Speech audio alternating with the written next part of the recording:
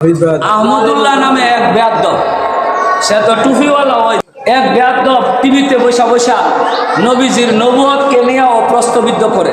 ও নবীজির নবী বলে 40 বছরের নবী হয়েছে। জোরে কন্যা নাউজ। কয় বছরের নবী হয়েছে? কে কও?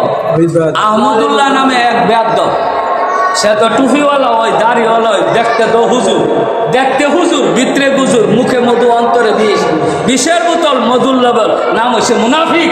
নাম হয়েছে কি? এই নবী সাল্লাল্লাহু আলাইহি সাল্লাম কখন নবী? কুনতু নাবিয়্যা ওয়া আদাম বাইনাল মা'i ওয়াত তিন। আওয়াজ করে বলি না সুবহানাল্লাহ।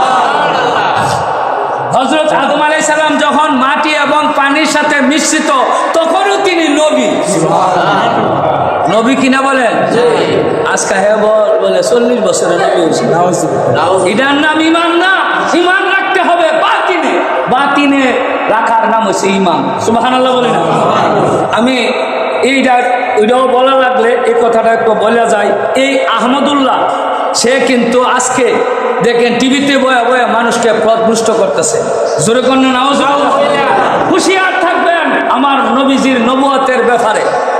তিরমিজি শরীফের মাঝে ইমাম আহমদ ইবনে হাম্বল রাদিয়াল্লাহু তাআলা, হাকিমের মধ্যে, বুখারীর মধ্যে এবং আবু নাঈম সূত্রে সুস্পষ্ট ভাষায় হযরতে আবু হুরায়রা রাদিয়াল্লাহু তাআলা থেকে রওয়ায়াত আছেন যে তিনি বলতেছেন সহিহ সনদের দ্বারা, একবার সাহাবায়ে کرام ने पूछा या रसूल अल्लाह सल्लल्लाहु अलैहि वसल्लम आपके लिए नबूवत किस वक्त साबित हो?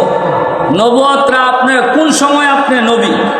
फरमाया जब आदम अलैहिस्सलाम भी आबी रूह और जिस्म के दरमियान थे।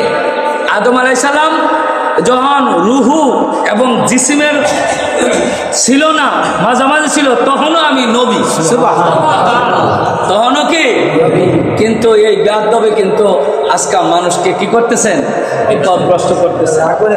নবুয়তের আহমদুল্লাহ নবী এই সমস্ত দাজ্জাল মৌলবীর থেকে, কাজ্জাব মৌলবীর থেকে, এই সমস্ত মুনাফিক মৌলবীর থেকে যেন আল্লাহ আমাদেরকে আকীদা ঈমান আমাদেরকে হেফাজত করে। সকলে বলি আমিন।